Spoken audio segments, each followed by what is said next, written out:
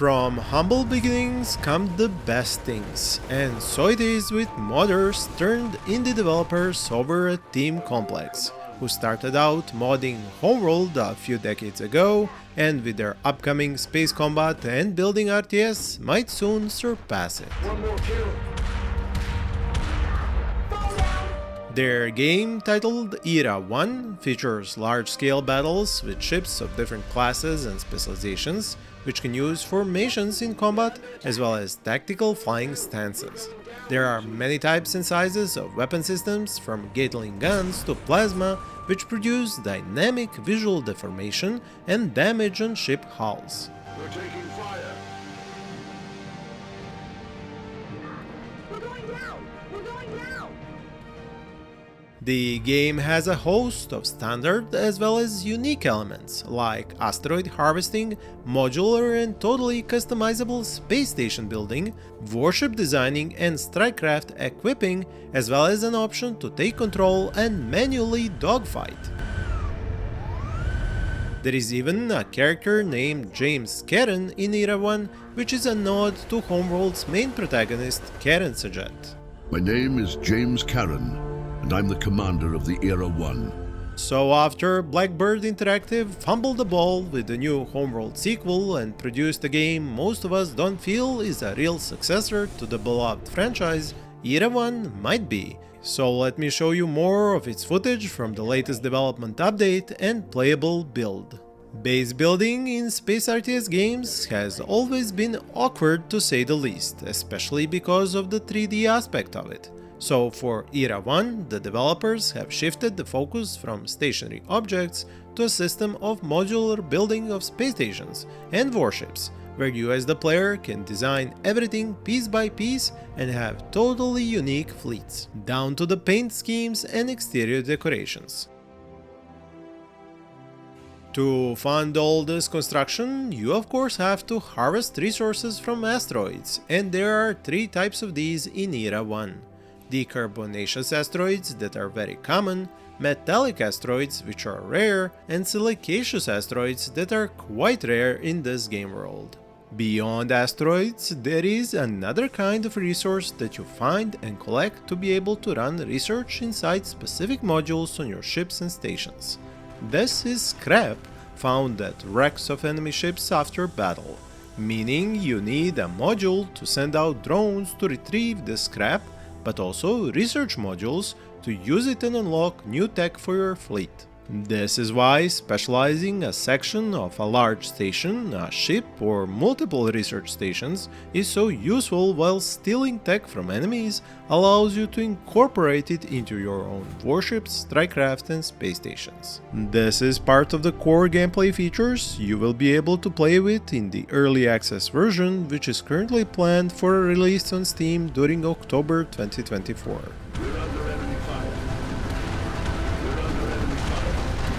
Once you have collected some resources, you will want to try out the custom ship building functionality. To do so, you first choose the Command Center module, which besides managing construction and power distribution around it, launches new independent and deployable command units. It is these that become the core of your new outpost, station, or warship. A blueprint system allows you to choose the construction of a pre-assembled ship very quickly, but you can also edit these, give them a specific name, and use them again in any future playthrough. The UI probably looks daunting to you at first glance, but it is such that you can start building, tweaking, and planning out your new construction project from a single screen, while staying active in the gameplay and not jumping to another menu. This is a real-time strategy game after all, with tactical combat happening on multiple sections of the solar system. So this way the developers want you to stay engaged in battles even while shipbuilding and customizing your blueprints. What blew me away the most isn't the number of available components and ship modules, or the total freedom in shipbuilding, but the incredible level of detail on the ships and during their construction, with animations of these little construction bots as they turn blueprints into metal bulkheads and ship components right in front of my eyes. I think this is the part of the game many of us will lose countless hours in. We're under attack. One more kill. Besides tech research, resources and power, another management aspect of Era 1 is population, specifically crew needed to operate your various types of ships. And while Homeworld kept the crew as just part of the story, but not as a gameplay mechanic, developers of this game went that extra step. Here you have to construct additional crew quarters on your space stations to increase your maximum crew capacity and replenish losses. But the gameplay mechanics you are probably most looking forward to seeing and judging are the ones directly part of combat. Formations, tactical options, movement, controls, and the rest of which made you a Homeworld fan in the first place and someone who will probably appreciate this game too. We're going down! We're under attack. Yes, Era 1 will feature a navigable sensor mode, which doesn't just show the whole spacescape, but lets you move your ships while in it, and the minimap will also be interactive. Zooming out won't reduce fighters and other small ships into unseen dots on the screen, as you will get icon overlays to track them by in combat. Awaiting instructions.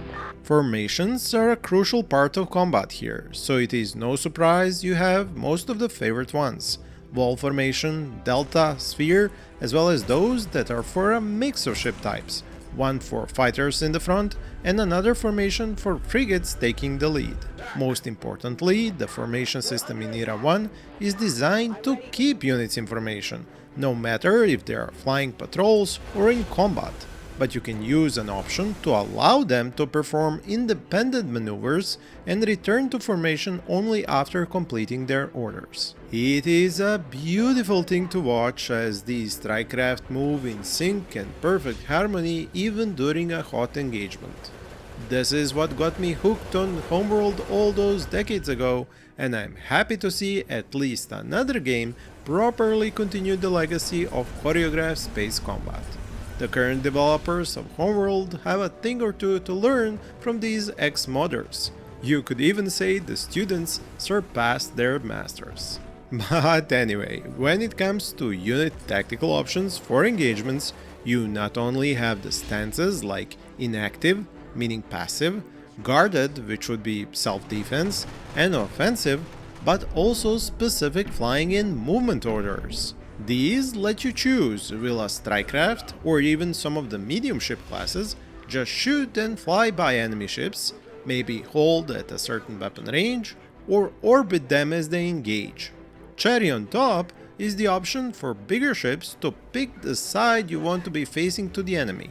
Because of the different placement and type of weapons, sometimes you will want to frontally face enemy ships, but you also have the option to present your port or starboard side. This is particularly useful for commanding the largest ships, as you can add special armor plates on their hulls and so keep turning your ship's most armored section towards the enemy's guns. Here I also have to mention that depending on how you constructed your warship, you can use lateral engines as well as those on top or below the ship to manually move it, as if you had thrusters for the other two axes of movement. I would love to read your own impressions and thoughts about the gameplay aspects I have shown you so far, as there are more, like unit veterancy, ship abilities, mines, patrols.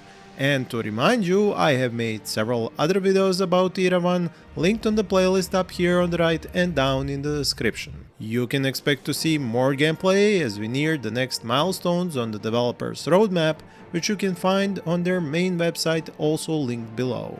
When it comes to the patrolling system, the developers have made sure to allow for wide patrol route creation and modification, as well as adding tactical operations to those routes like attack orders.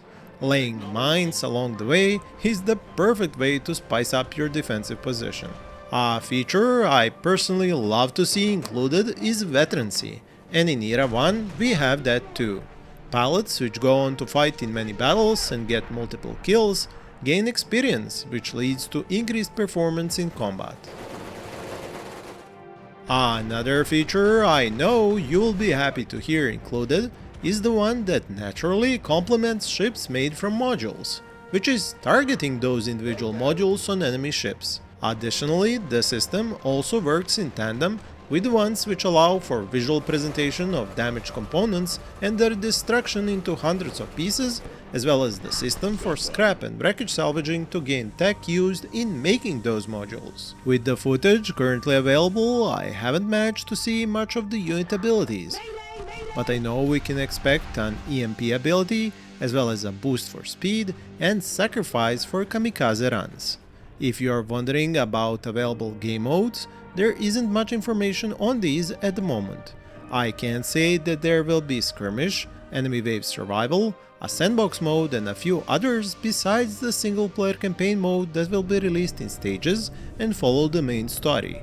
Pirates will also be a playable faction at some point, while maps are going to be procedurally generated, but I'm hoping for handcrafted ones in the campaign. I know the story of Homeworld 1 and 2 remains the peak of gaming storytelling and atmosphere even today, but I hope we all give these developers a chance to amaze us, like they did with the graphics, animations and mechanics so far, even with the recent transition from the Unreal to the Unity engine. The bullet management alone required the use of multi-threader implementation for this game. To see more such upcoming games, check out the cards on the screen as well as the links in the description. Thank you for watching and happy gaming!